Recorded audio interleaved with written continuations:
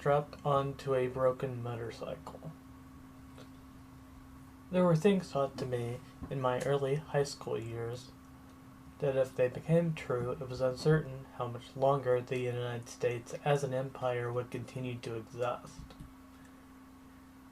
Already in my life at that point, I had seen the withdrawal of troops from the Middle East. Donald Trump was trying to start an economic war with Mexico, and nobody really quite knew what he would do next.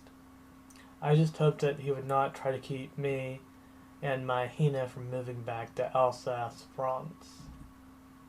There were limits to what European countries found acceptable, and many countries were beginning to reject new people into them. Already there were several groups of wandering Romani tribes that were deported from Romania to France, which caused a large stink as it violated EU protocols. Say you want what you want about large economic institutions. Their seemingly infinite propensity to roll back people's freedom made it an increasingly grim alternative to move to Europe. Even for Rahina Murray, she had lived in the United States long enough, her parents, first-generation French immigrants, that it had been a hard sell to go back to her old home country. For those, there was only one way for her to go: her head in a wicker basket. British isolationism overseas further triggered more animosity in the European Union, and it made other countries that had also had issues want to also leave the economic bloc. The only result seemed inevitable, and me and Hina Marie lived in the aftermath of this great war, the third in the series, trying our best to make it through another day. But one day there was simply no alternative, and now I live with the guilt. A few months during my sophomore year, I had offered a ride for her because she wasn't sure when her father was going to come get her at school. When we had dinner time, we were at school club. It was Dance Dance Revolution night. We both split a lasagna together, noting the awful irony of a French girl eating lasagna rather than crepes. She had shoulder-length black hair, but bits of blonde hair, reflective of her Alsatian heritage, and the rest of her being Japanese. But she still insisted on covering up the black color. In the parking lot, we waited for Mom to arrive, and I told her about the situation in which we faced. I'll give you a ride this time, but after that I never want to see you with my son again. My mother was the worst about misgendering and didn't think of anything of the fact that she was trying to tell me what relationship to have with people that I went to school with. But now, looking back on it, I look at my mother's death as somewhat of a relief, even if Hina Marie was not here to see it, and yet part of me wants to be with Ahina again. We had played various kinds of games together, from various Japanese role-playing games. We also learned how to ride a black horse together, which was among her most favorite of colors. And yet now the actual feeling in my heart began to move forward toward a redness for Hina Marie, and yet a great deep blackness for my mother that tried to separate us. And since then, blonde women reminded me of women who were possessive, whether that be protective of their children or more possessive of their husbands. But with me and Hina, there was nothing separating us. She showed me a childhood lake that she liked swimming in when she was a kid, and we both used the night time to savor the feeling of darkness we both felt for our parents, even if we had not completely known each other yet. There was a certain level of trust we had that was simply not there among our family members. It was one of the few months we got to see each other, and some nights I would worry about her due to the little bit of information that I knew about her father.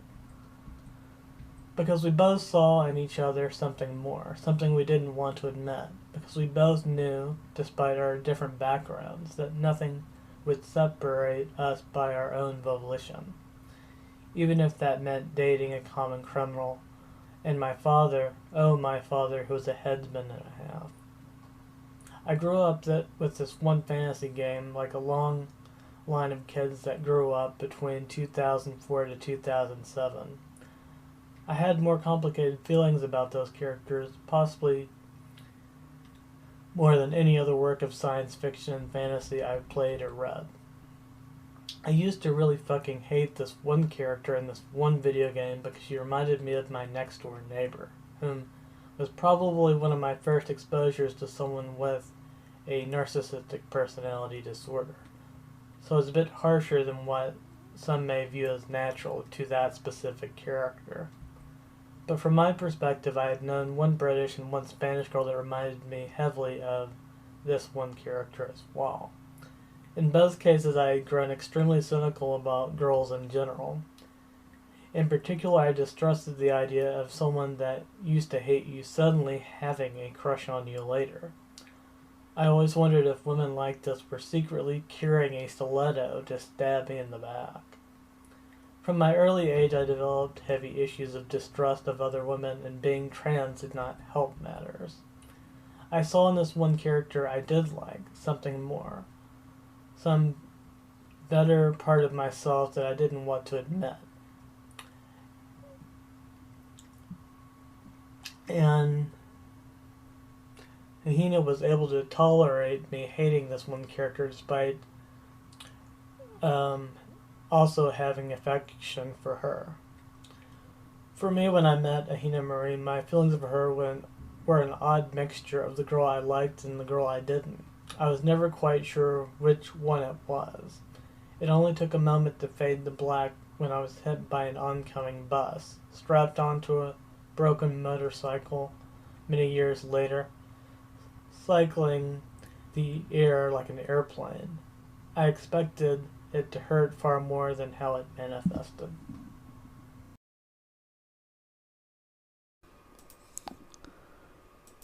Une de mort. Français hanasimasu ka? No parlez-vous Nihongo? Only a little. I sit in a chair waiting for the tattoo artist to insert the needle. So you sure the QR code will scan properly? Relax, Hamato. With this technology, there won't be any mistakes. I had just learned how to drive and was already able to drive a motorized scooter. While others preferred motorcycles, I had the final laugh when I could simply plug my transportation in and not have to worry about gas prices. Well, we normally think of the civil rights era in terms of figures like Martin Luther King. Perhaps even an even greater tragedy was the gradual rising of gas prices. It wasn't terribly expensive back then, yet now scientists are discussing climate catastrophe by the time 2050 rolls around, at the latest. At home, I cringe slightly from the pain of my new QR code. I hoped that it would gradually scan my identity information and a local host address would bounce back to home server. That hurt like a bitch. On tonight's gossip, the television said, an actress wins a new deal for a new softcore animation. It seemed like everyone was sporting a tattoo these days, though few seemed to enjoy the spectacle of being scanned by their phones. I didn't care that it was radioactive. A week earlier, I was at the hospital, resting on the emergency room, because I crashed my motorized scooter. They replaced my arm that had the QR code. I went back and got another. It was a new 3D printed organic prosthesis grown from my own cells. Said technology could also lead to regrowing human bodies, particularly in cases of mistaken execution. But only the rich could afford it. In my mind, I danced to the harpsichord of death and rot. I miss Hina Murray. I didn't know why she couldn't be here.